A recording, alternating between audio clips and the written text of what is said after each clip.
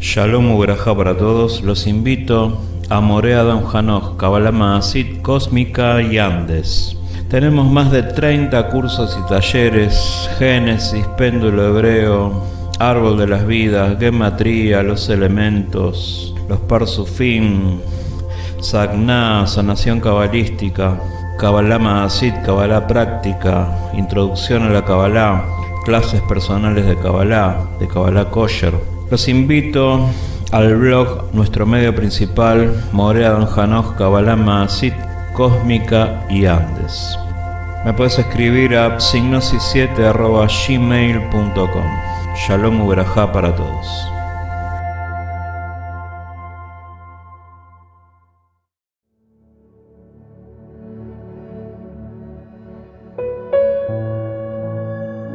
Sanación de la rosa, Magdala y Éfeso. Nueva técnica de armonización y sanación espiritual con geometría sagrada. Yohanan, Miriam y Miriam de Migdal convergieron en Éfeso. Sanación de la rosa.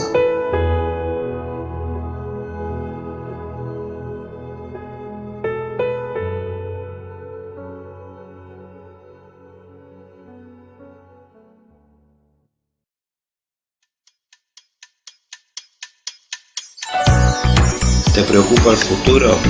Caro Díaz, Astrología y Tarot Evolutivo. 11 6979 2452. Solamente mensajes de WhatsApp.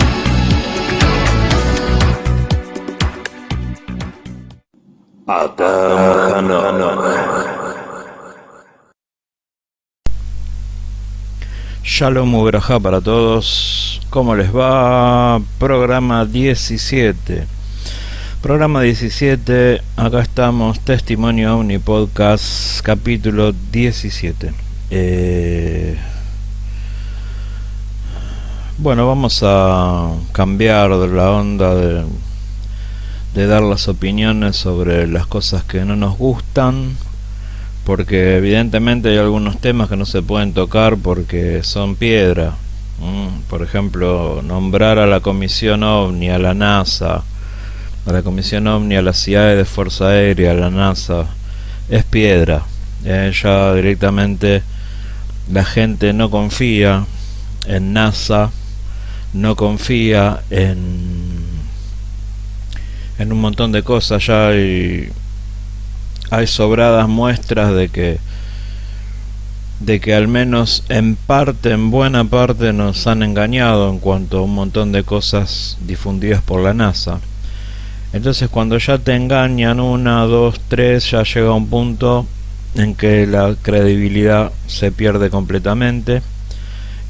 Para mí NASA ha dejado de ser un organismo creíble. Y bueno, programa pasado hablé en cuanto también a los defectos de la Comisión OVNI, que el único valor que le doy es que son expertos en blurfos, ¿no? Como ya lo dije en el programa pasado.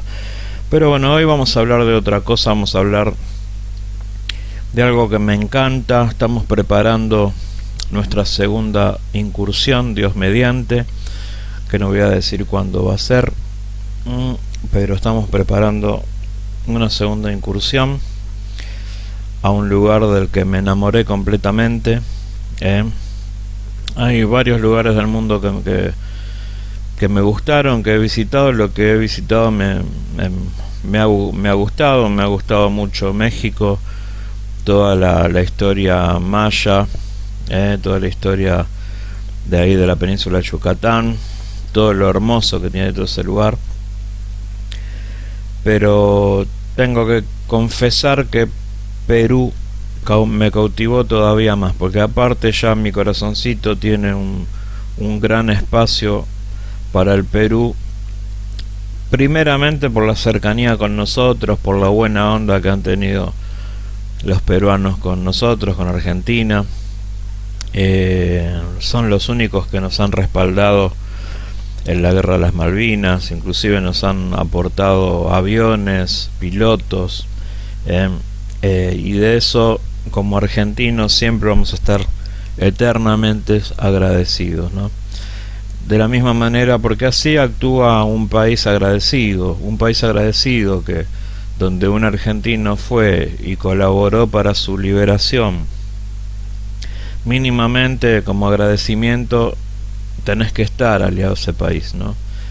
Cuando te ayudaron y de encima después lo tratás de borrar al personaje de tu historia y encima te quejas y criticás, y bueno, entonces sos un desagradecido, y sobre todo cuando directamente trabajas en contra y haces logística a favor del enemigo del que te ayudó. Eso se llama traición, ¿no? Así que bueno, por eso no vamos a entrar en más detalles, pues ustedes ya se darán cuenta, pero por eso hay mucha afinidad con Perú. Los queremos mucho. Yo de mi parte personal los apreciamos mucho, y en forma personal, desde que empecé con la investigación OVNI, tuve una ligación muy concreta en base a mi contacto con los apunianos. Eso me llevó a que empiece a investigar del tema, a que todo gire en base a todo lo que yo estaba viviendo. En cuanto a los ovnis triangulares, que yo tengo una postura muy diferente de la gran mayoría de la gente que hoy son recién entrados en la ovnilogía, y que todos dicen no, es todo Blue Beam, son TR3B, TR3A, desarrollos humanos de las tecnologías. Bueno, ya vamos a hacer el programa bien hecho sobre ovnis triangulares y la antigüedad de los ovnis triangulares. Yo ya les hablé en cuanto a esto, que los ovnis triangulares al menos hay data desde el siglo XIX, y hay data de 1950, de 1970, cuando todavía 20 años antes del famoso caso de los ovnis en Bélgica, del triángulo belga famoso, cuando todavía no se hablaba de naves de Black Projects, ¿no? Estos artilugios ya andaban, y yo obviamente reconozco que Estados Unidos tiene el B2, tiene desarrollos similares que ya han desarrollado una tecnología bastante parecida, pero yo creo que no es exactamente igual. No es exactamente igual. Los ovnis triangulares que son extraterrestres, en este caso apunianos, que son los que yo conocí, hay una interacción a nivel telepático con el contactado, con la persona humana. En mi caso fue muy marcado eso, y lo sigue siendo hasta el día de hoy. Es más, estoy grabando esto un domingo 14 a la tarde. Esto obviamente está grabado y después compaginado, lo editamos, y lo hago cuando mi trabajo me da tiempo de unos minutos de poder ir haciéndolo. Y les cuento que ayer a la noche tuve otra vez un avistaje del ovni triangular que venimos persiguiendo hace ya bastantes años, desde febrero del 2021, ya más de 4 años y medio que venimos tras de un objeto que se viene presentando acá en la zona oeste y que no es exactamente de forma triangular, pero diríamos que es casi, porque otra de las cosas que hay que tener en cuenta que los seres de arriba van también modificando sus naves en cuanto a la evolución de ellos. Entonces no es exactamente igual a lo que era hace 10 años atrás. Hace 14 años atrás, cuando yo los vi por primera vez, más de 14 años, eran perfecto omnitriangular, recto, con 3 lados iguales.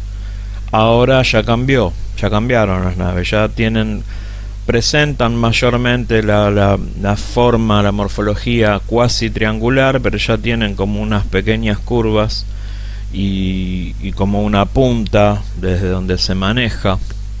Entonces ya es más parecido a lo que hoy llamamos nave americana o Black Project, ¿no? Pero aún mantienen el tema de la interacción telepática con la persona a la cual quieren contactar, ¿no? De hecho, este objeto, cuando hagamos el programa ya vamos a hablar en detalle de esto, y ustedes van a ver que los ovnis triangulares verdaderos vienen de muchísimo antes, y que los humanos no son otra cosa que una copia de los verdaderos, y obviamente una copia mala, porque obviamente los verdaderos están mucho más avanzados a nivel tecnológico, pero muchísimo más, 2000, 3000 años haciendo una cuenta a ojo de buen cubero, 2000, 3000 años más adelantado, que eso es muchísimo. Así que bueno, pero el tema de hoy, como les dije, ovnis en el Perú. Estuvimos recorriendo hace unos meses todo el Perú. Como les dije, estamos planeando una segunda incursión, que va a ser pronto, Dios mediante, si Dios nos acompaña, nos bendice y nos presta vida. Porque hay cosas que tenemos que terminar de investigar, que tenemos que terminar de ver. Hay cosas que a veces los tiempos, uno no puede hacer todo lo que quisiera hacer, entonces tiene que dividir las investigaciones de esta forma, en 2 veces, como también lo hice con Bariloche, o 3 veces o 4. Yo creo que Perú me va a llevar muchas veces. En Bariloche hice 2 viajes, o sea, en el término de 3 meses, cuando investigamos todo el tema de las bases en Bariloche, de los ovnis, fui al Bolsón por un llamado que tuve para ir ahí, al Cerro Piltriquitrón.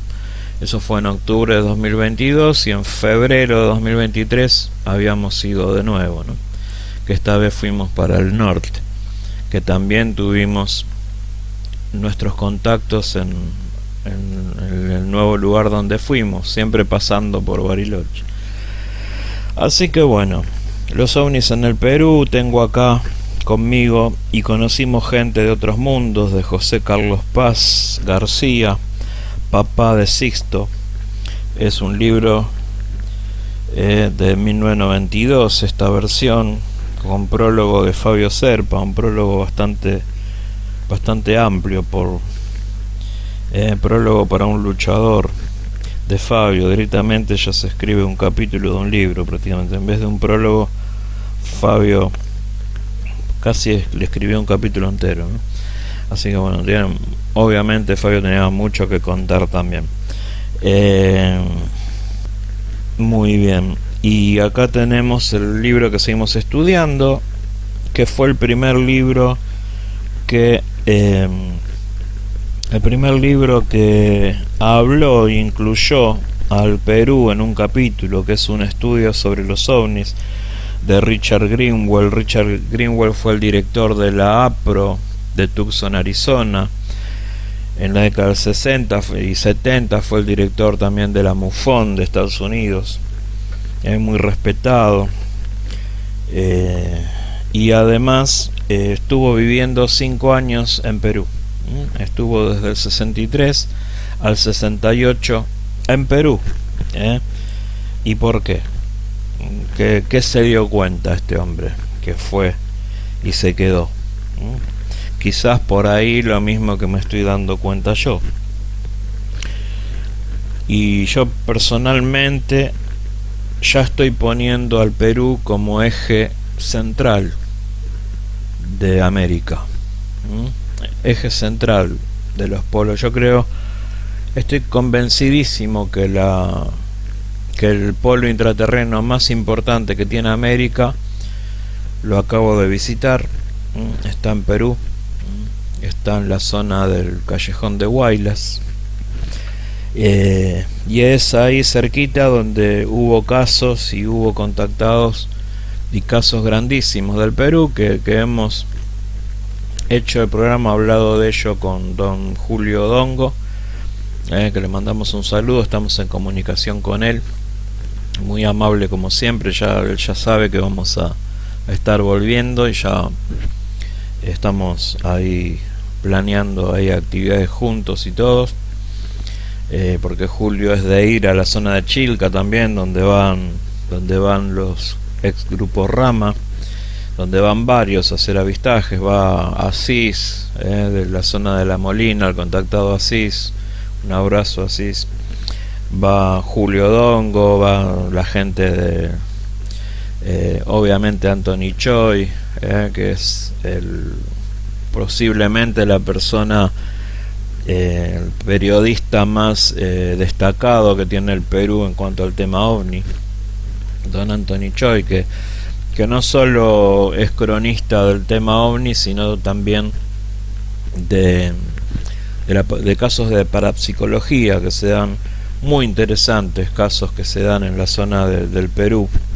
Lo estuve viendo toda esta semana y recomiendo los programas que hizo en cuanto a los casos de apariciones que hubo en la zona de Barranco, casos muy famosos ahí de Lima, muy interesantes. Hizo unos directos desde el lugar, hablando con los testigos, hablando con un testigo directo de estos seres que aparecen ahí en la zona de Lima. Y sabemos que es Chilca es un polo, como ya lo explicó más de una vez don Sisto. Saludos también a Sisto, que como ya lo explicó él, que en realidad ese lugar de contacto fue recibido por Charlie, habitación, living de la casa muy muy apta para el contacto. Y finalmente la comprobación, tal día, tal hora, a 60 kilómetros al sur de Lima, en el desierto donde hoy está enclavado Chilca, ¿no? Que ya se ha transformado en una ciudad ovni, quizá la ciudad ovni más importante del Perú, así como nosotros tenemos Capilla del Monte, que es la ciudad ovni más importante de Argentina, es Capilla del Monte. Ellos tienen allá a Chilca, ¿no? Lejos de que tengamos otros enclaves ovni como Victoria, como Bariloche, como otros lugares, yo creo que el principal lugar también puede ser Salta, ahí donde está Zuleta, Cachi. Esa zona también es importante en cuanto al fenómeno, y varios lugares más, La Rioja, todos los lugares donde hay Isidris, que estuvimos, donde hay posibles bases intraterrenas y polos del fenómeno. Pero siempre hay un lugar principal que tiene el país, como en Estados Unidos está también la zona de Nevada, la zona de ahí cercana al área 51, ahí el costado de la ruta donde está el Little Alein, donde está el famoso restaurante pegado a la ruta, Little Alein, ¿no? Que es toda esa zona, la zona de Roswell, toda creo que es la ciudad misma de Roswell, que tiene toda una afluencia del fenómeno ovni muy grande en los Estados Unidos, así como lo es Capilla del Monte acá. Quizás no tan, por ahí en Estados Unidos está todo más marcado, ¿no? Estados Unidos sabemos que ellos son más grandilocuentes en todo, para presentar show y eso son más grandilocuentes. Y acá en Argentina es Capilla del Monte, el enclave principal, sin lugar a dudas, por toda la actividad del Cerro de Uritorco. Y en Perú es Chilca, sin lugar a dudas, el polo ovni por excelencia, por todo el trabajo y actividad tanto de Sixto Paz, su hermano, y también José Carlos Paz, de la Fuerza Aérea Peruana, papá de Sixto y Charlie, que estuvieron en la zona haciendo contacto, y hasta el día de hoy va mucha gente a hacer trabajo de contacto al lugar. En la década del 2010, la década pasada, estuvo así, yendo al lugar. Obviamente Anthony Choi, como dije, Dongo. Mucha gente va a hacer trabajo de contacto al lugar. Estaba al tanto de todo eso por Mario Canas, a partir del año 2014, que yo hablaba con Mario, que es mano derecha acá en Argentina del grupo Rama y de Sixto. Era el que lo coordinaba acá en Buenos Aires, lo ayudaba mucho. Así que bueno, pero a nivel general de América, creo que el lugar más importante y enclave más importante que tiene América, por lo que yo he recibido, es Ancash, Callejón de Huaylas. La zona del Callejón de Huaylas tiene el enclave intraterreno más viejo y más importante de América. Ya venimos, vamos a una pausa y ya seguimos hablando de ovnis en el Perú.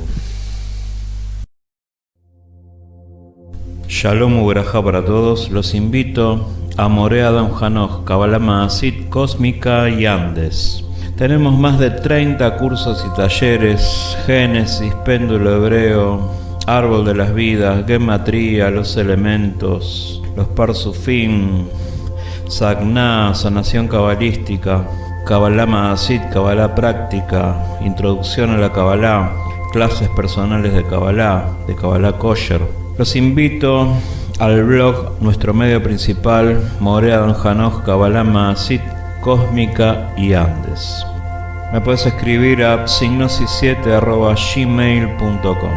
Shalom Uberajá para todos.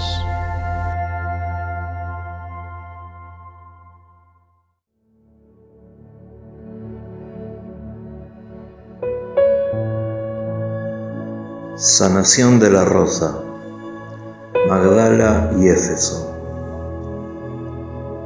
Nueva técnica de armonización y sanación espiritual con geometría sagrada. Yohanan, Miriam y Miriam de Migdal convergieron en Éfeso. Sanación de la Rosa.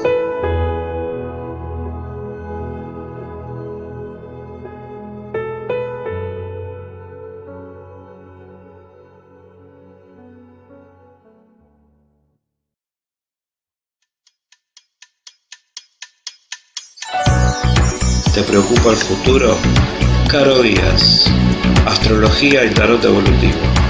11 6979 2452. Solamente mensajes de WhatsApp.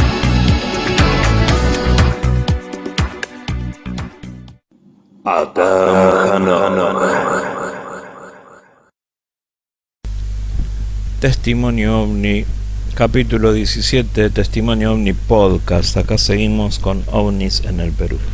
Y bueno, ya entramos de lleno. Bueno, Perú es vasto y tiene diferente característica el país. Si uno mira Lima hacia el sur, el sur es más árido, árido seco, apto. Ahí están en Pisco, Ica, todos los viñedos toda la zona de viñedos, el mejor pisco del mundo. Lo que es Lima es una ciudad enclavada en un desierto.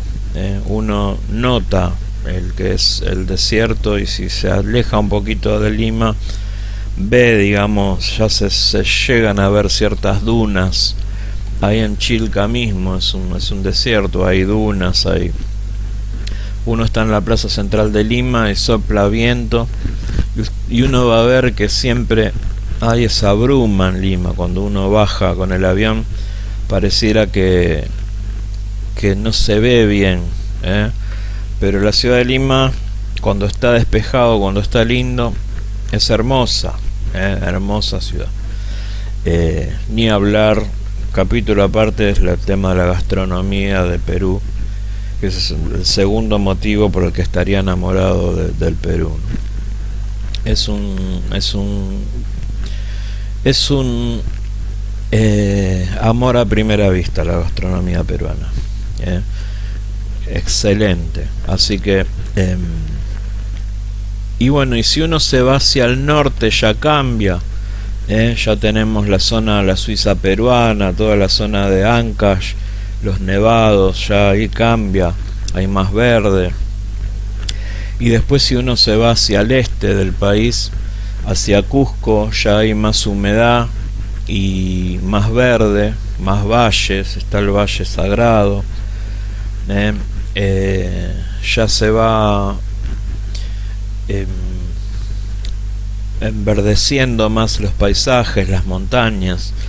Y si uno va de la zona norte de Ancash hacia la derecha, ya uno llega hacia el segundo callejón que está del otro lado, que se llama el Callejón de los Conchucos, donde estuvimos, donde está el famoso Chavín de Huántar, donde está, creo que se llama la ciudad, creo que se llama bueno, está Cajamarca por ahí, creo que es Chancas, es la ciudad, donde hay que, para llegar a esa ciudad hay que cruzar también otro túnel, como para llegar a Chavín se cruza el túnel de Huahuish, que está a 4.516 metros, es el segundo túnel más alto del mundo, y el primer túnel más alto sería el túnel de Punta Olímpica, que está a 4.670 y algo, si mal no recuerdo. Perdón. Y ahí uno sale y llega a la zona de, creo que es Chacas o Chancas, la ciudad, que es una ciudad muy bonita, que hay muchos artesanos. Así que bueno, y toda esa zona, el Callejón de los Conchucos, y si uno va más hacia el este, ya empieza lo que es la zona amazónica, ya empieza la selva, porque Perú tiene todo eso, tiene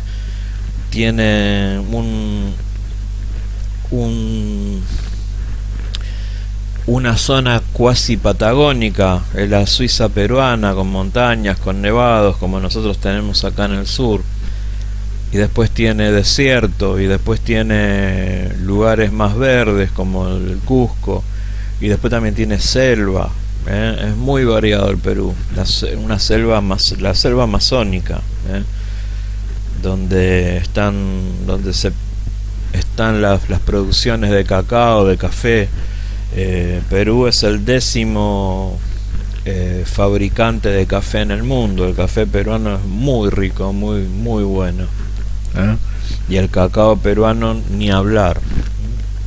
Y ya se ha comprobado que el cacao llegó primero, lo tuvieron primero en Perú, y de Perú fue a México, ¿no?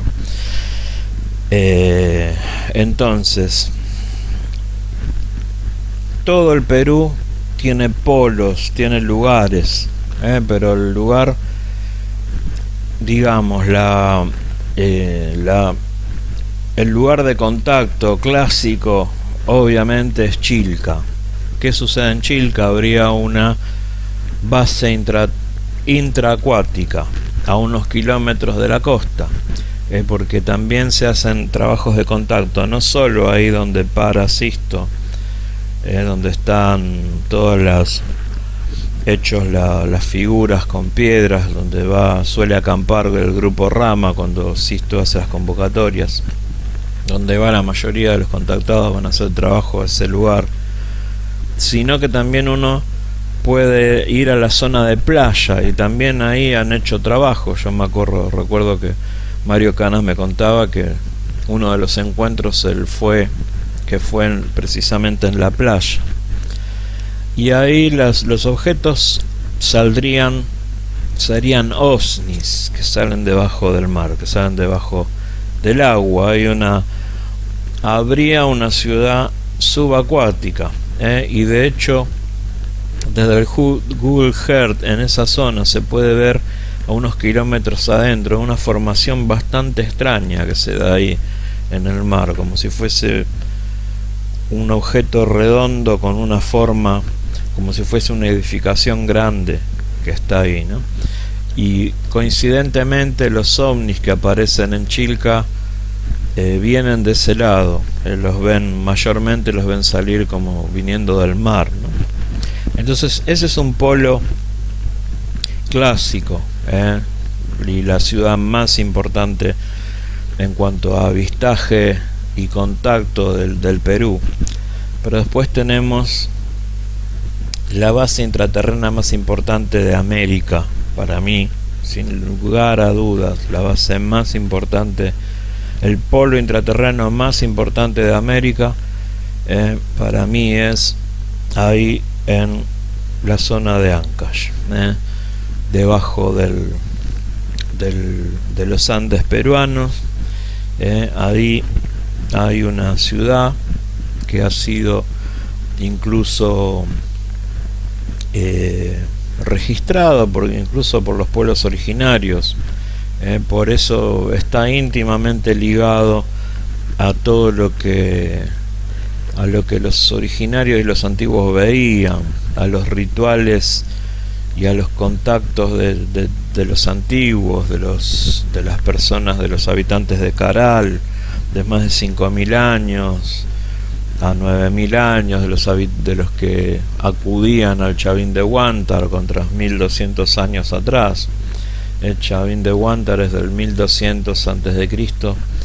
al 400 a.C. la actividad, y después vinieron otras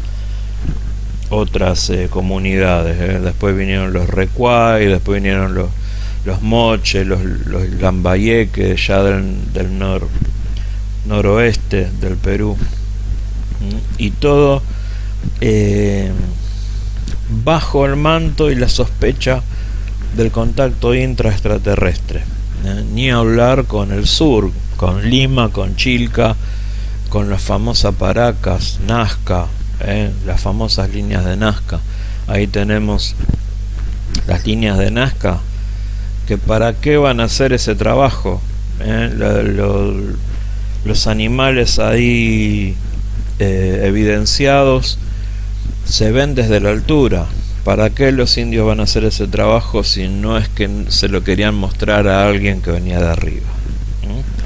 Eso es obvio y lógico. Paracas, los famosos cráneos alargados que tuve la oportunidad de ver, esos cráneos alargados están en casi todo Perú, están en los museos de Lima, no solo en el museo de Paracas, sino están también en los museos de Lima. Hay cráneos alargados en el Chavín de Huántar, hay cráneos alargados en el museo de Huaraz, así que en varios lugares del Perú hay evidencias de que algo los pueblos originarios del Perú querían emular a ciertos seres, y ni hablar de las momias que se han encontrado. Ya se están haciendo muchos estudios sobre las momias, los seres, sobre María, sobre las momias expuestas por Tercer Milenio, por Jaime Maussan, y están las universidades investigando esas momias. No van a tomarse el trabajo de investigar, de llevárselas, de empezar una investigación si fuese una cosa que estuviese armada. La acusación era que estaba todo armado, que los huaqueros armaban con huesos de pollo. He escuchado un montón de cosas, ¿no? Pero tiene muchos detalles que solamente una persona, un científico, se da cuenta en cuanto a las placas de metal que tienen adentro, a los huevos que tiene dentro de los órganos que han sido expuestos mediante rayos X. Resulta que tienen adentro unas bolsas, unos órganos, y ahí tienen como una especie de huevos, una de las criaturas momificadas. Y eso no, ¿cómo haces para adulterar eso? Que no quede marca, que no queden huellas. Todos están envueltas en la famosa tierra de Atomea, que es una tierra calcárea que existe ahí en la zona. Como hay un negocio de parte de los huaqueros que encuentran estos vestigios, ya se sospecha de todo, como también se sospechaba de la esfera de Buga, pero la esfera de Buga ya ha sido confirmada científicamente. Ahí tengo que disentir. Bueno, Don Sisto no cree en la esfera de Buga.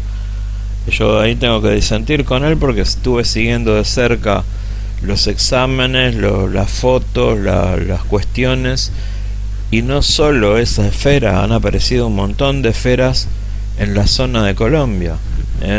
No solo se ha capturado esa, sino que no han parado. Hubo una oleada, y hay en este momento una oleada grandísima de esferas en la zona de Colombia. Podemos hablar de la oleada de esferas del 2025 en Colombia. Ya la Ornitología colombiana puede hablar de la oleada esférica del año 2025. Por la cantidad de objetos que han sido filmados, fotografiados, videograbados. Así que bueno, esta es la característica del Perú. El Perú es fabuloso, y donde vayas, no solo la atracción que ejercen los polos arqueológicos, que a nivel arqueológico hay para mirar un montón de cosas y no dejan de aparecer ciudades enteras, incluso más importantes y más grandes que la más famosa, que Machu Picchu. De hecho, Pisac, yo estuve en las dos, en Machu Picchu y en Pisac, en el Valle Sagrado, y Pisac es más grande que la ciudadela de Machu Picchu. Pasa que bueno, la ciudadela, por donde está emplazada, por toda la cuestión de National Geographic, logró una fama, y porque dentro de todo es un lugar que tiene una mística misteriosa, la montaña de Huayna Picchu, que da, recordemos que en realidad la zona se llama Machu Picchu, pero el Machu Picchu es la montaña que está a las espaldas, que está del otro lado.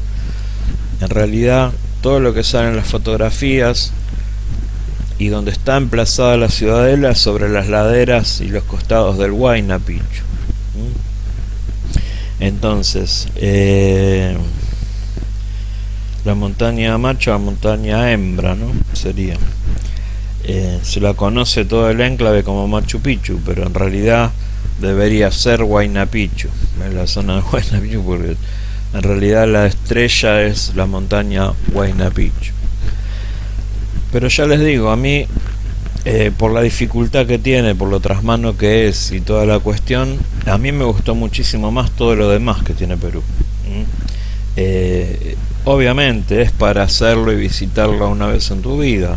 Yo los animo a que vayan, visiten. Es una cuestión que hay que arreglar, hay un traslado, no es precisamente fácil acceder. Hay que subir, tomarse un tren, hay que ir con una empresa de turismo que te lleve lo mejor, porque si lo haces por tu cuenta tenés que quedarte un día más en el pueblo. Hay una cuestión también de demoras en conseguir las entradas, no se consiguen entradas, excepto con mes y medio, 2 meses, 3 meses de anticipación. Cuando nosotros compramos para visitar, compramos con 1 mes y medio de anticipación. Pero directamente, 1 mes y medio antes de ir, ya contactamos a la compañía de turismo, Machu Picchu Perú Travel, que es la que se encargó prácticamente de todo. Así nos desentendíamos de eso. Y en definitiva fue lo mejor, porque incluso ahorramos más dinero que yendo por nuestra propia cuenta, que incluso teníamos que ocuparnos de un montón de cosas. Hay que sacar el pasaje de tren, hay que ir haciendo las cosas una por una, y eso directamente te lo facilita una buena compañía de turismo. Así que todos esos atractivos que tienen en el Perú.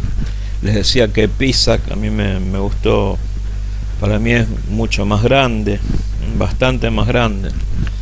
Muchos otros lugares me gustaron más, me gustó mucho más.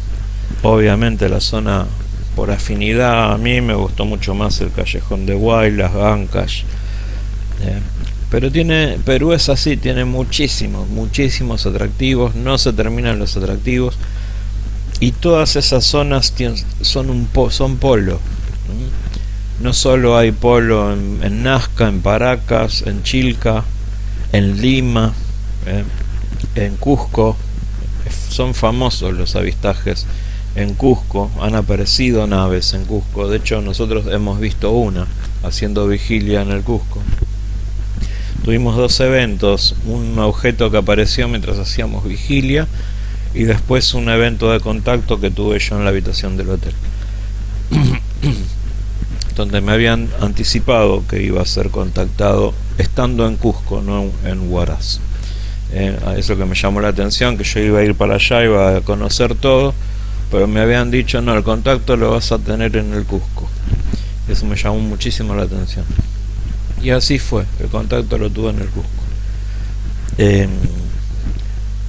Y bueno, la zona norte está ahí cerquita de lo que era Chavín de Huántar. Está el famoso montaña Huascarán, el monte Huascarán, enfrente del monte Huandoy, donde está la base más importante intraterrena de toda América. Para mí es más importante que Telos, de allá en Mount Shasta, más importante que Capilla del Monte, que Erx, más importante que Sierra de la Ventana, que Ciudad de los Sabios, que todos los lugares que uno, Césares, que todos los lugares que uno pueda decir. Por la información que yo tengo, la base más importante es ahí, la base de la zona del Huascarán. Así que bueno, vamos a un corte y vamos ya a unos casos específicos del Perú. Shalom Uberajá para todos. Los invito a Morea Don Hanoch, Kabbalah Maasit, Cósmica y Andes.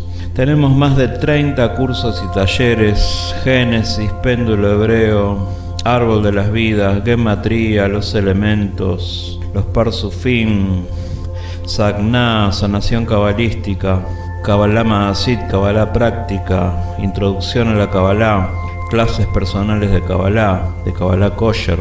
Los invito al blog, nuestro medio principal, Morea Don Hanoch, Kabbalah Maasit, Cósmica y Andes.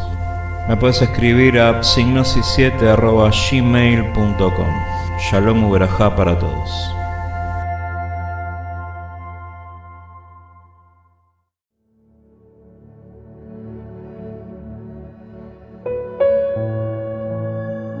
Sanación de la rosa, Magdala y Éfeso.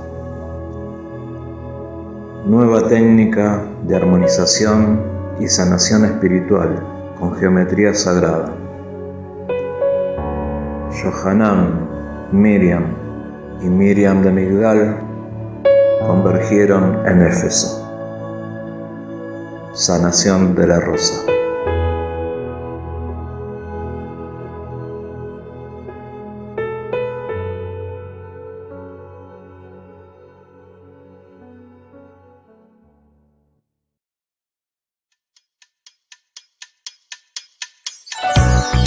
¿Te preocupa el futuro?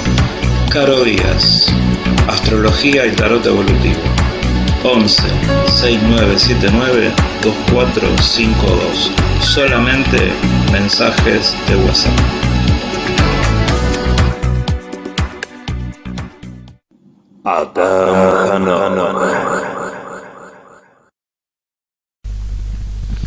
Tercer bloque, y acá estamos en el capítulo 1 del libro Y conocimos gente de otros mundos, de José Carlos Paz García, papá de Sisto y Charlie.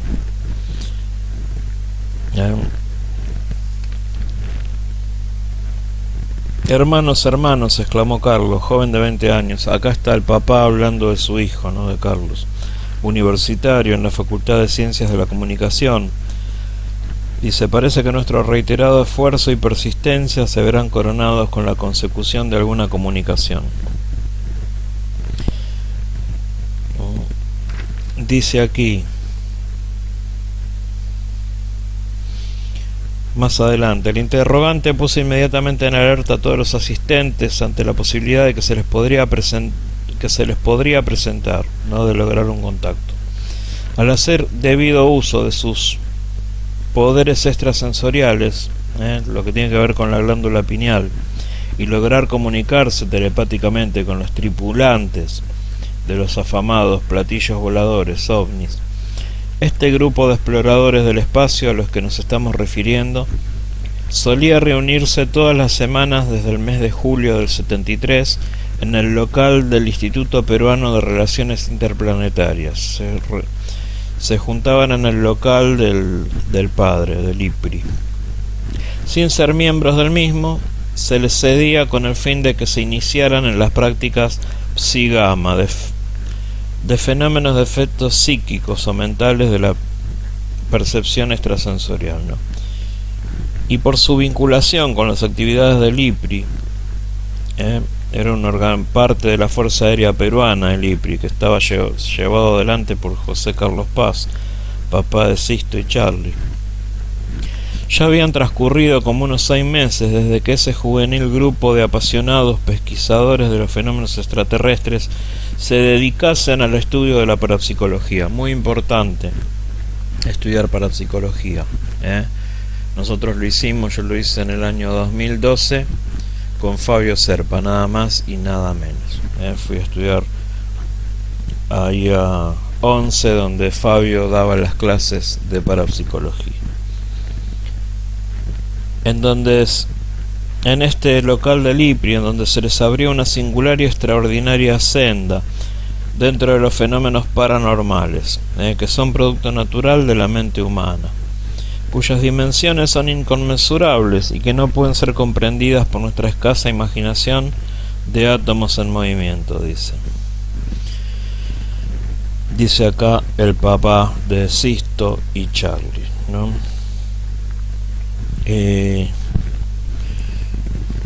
Y bueno, eso es uno de los... sabemos que también acá tengo un estudio sobre los ovnis que tiene el capítulo 10. Es interesante porque es un libro de 1969, abril de 1969, esta edición, y que revela una parte de la vida de Richard Greenwald, que estuvo del 63 al 68 viviendo en Lima, ¿no? Y haciendo todas estas investigaciones que las volcó en este libro, un estudio sobre los ovnis.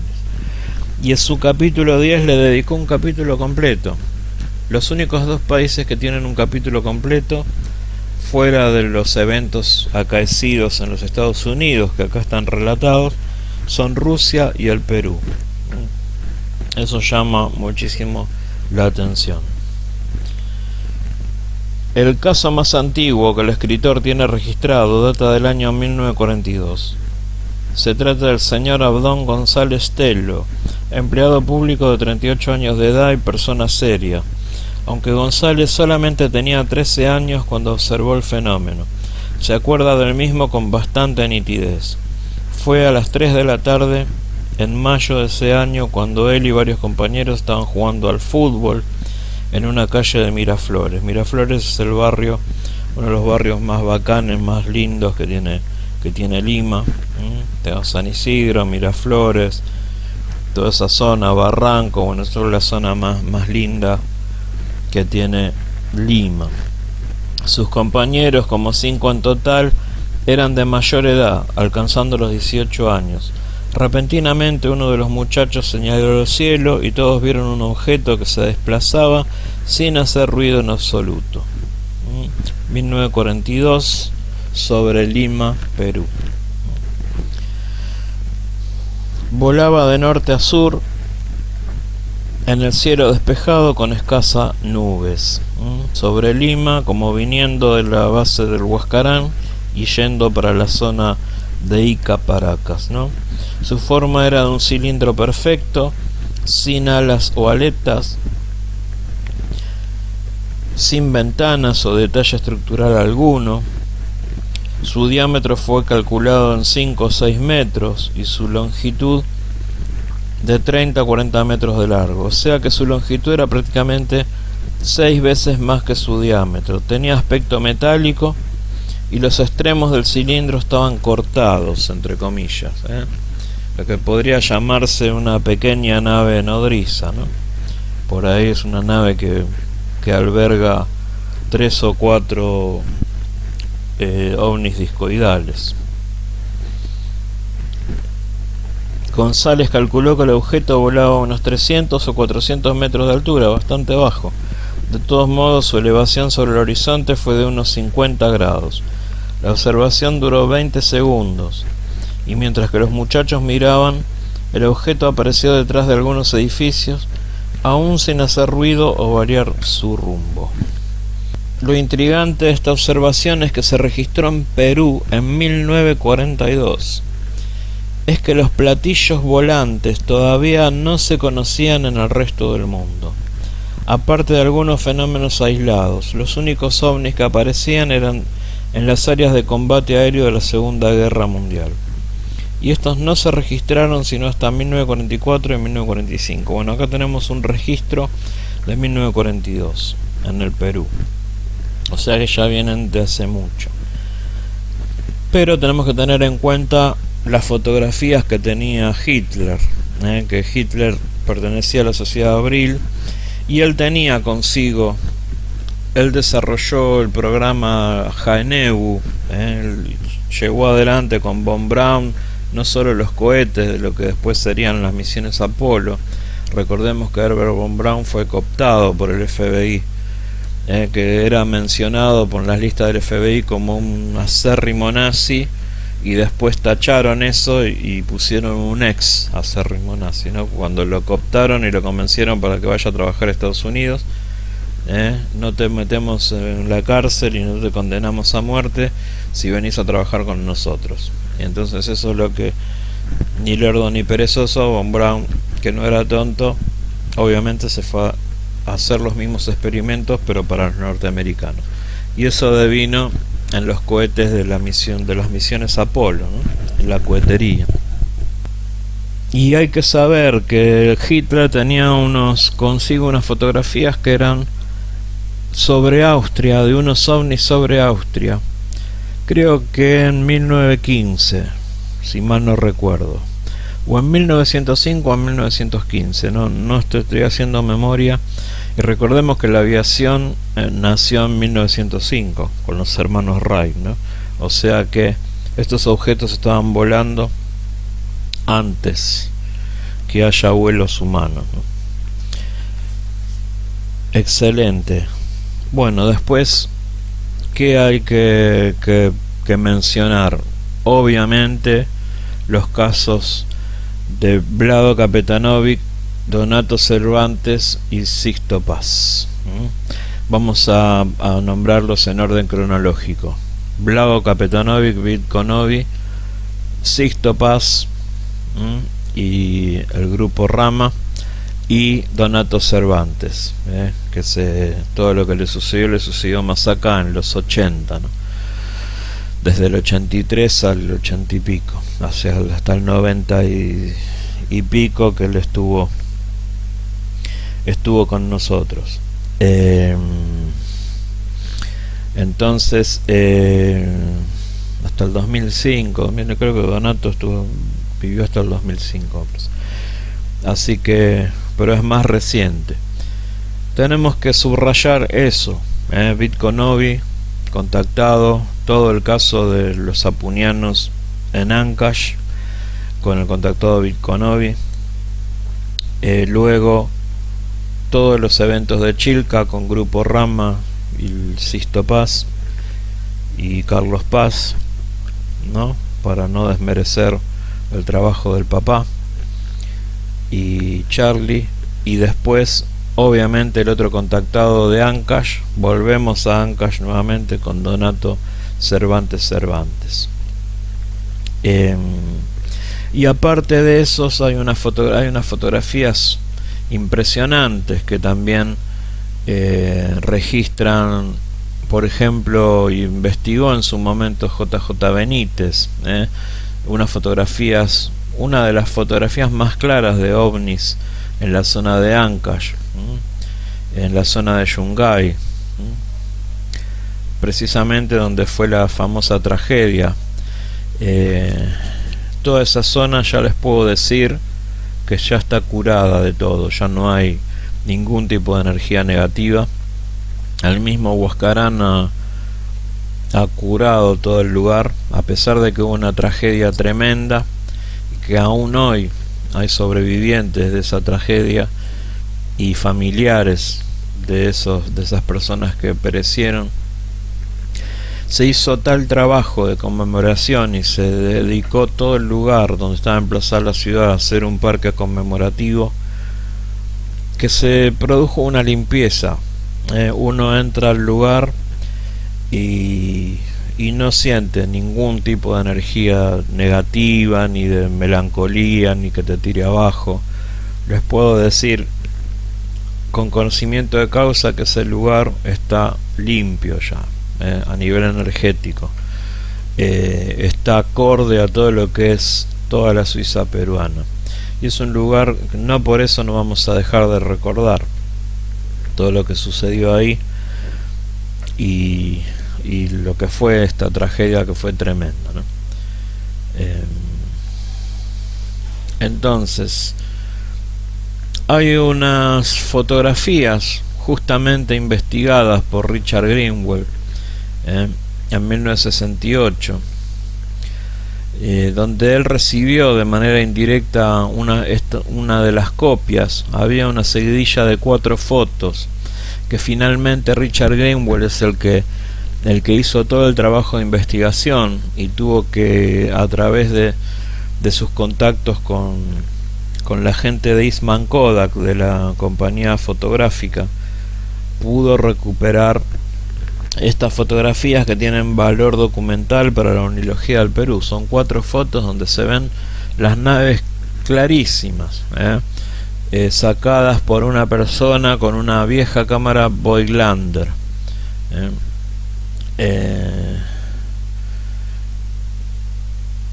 Richard Greenwald tuvo que localizar estas fotos. Dice los directivos. Greenwald cuenta que después de ciertas indagaciones la fotografía fue localizada en el laboratorio de la Kodak peruana. Allí un empleado de la empresa Kodak peruana, violando las reglas de la compañía, se hizo copias de esas fotografías, de esa secuencia, ¿no? Los directivos de Kodak confiscaron las fotos antes de que Richard Greenwald pueda localizarlo. Pero finalmente Greenwald tenía contactos con la Eastman Kodak de Rochester, Nueva York, y terminó recuperando esas fotos, y gracias a eso hoy han sido expuestas, ¿no?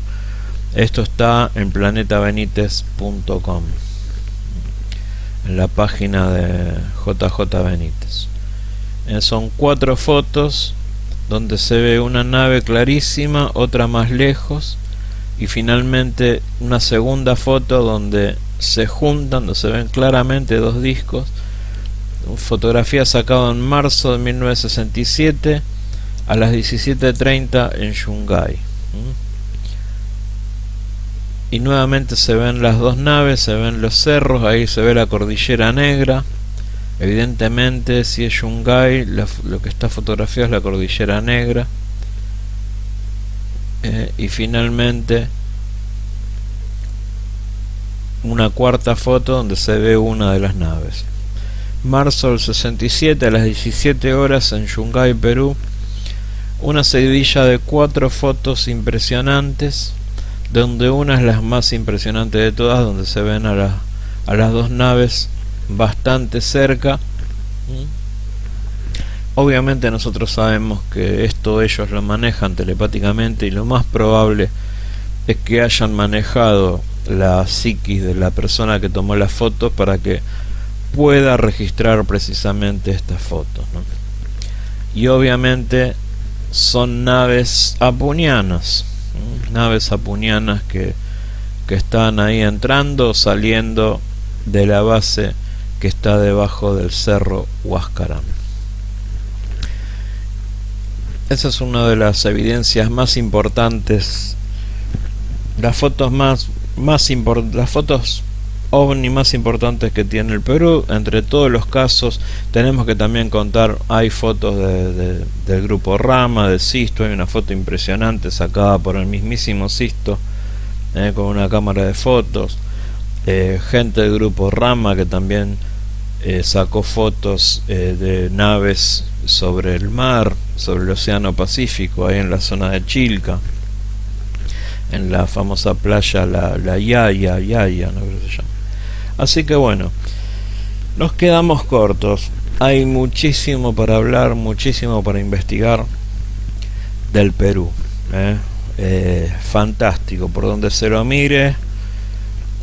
OVNIs a rolete, casos parapsicológicos a rolete, arqueología a rolete, gastronomía la mejor. O sea, allá vamos. Vamos a seguir hablando obviamente del Perú, que estoy investigando mucho todo lo que, y estoy empecinado en poder captar y grabar o fotografiar, videograbar más ovnis ahí en el Perú. Así que ya tuve un avistaje que no lo pude grabar, pero lo pude ver, y también tuve un contacto en el Cusco, estando en mi habitación de hotel, que obviamente no puedo registrar eso porque es a nivel psíquico. Así que vamos a seguir hablando del Perú. Gracias a todos por estar. Esto fue Testimonio OVNI, capítulo 17, OVNIs en el Perú. Vamos a seguir.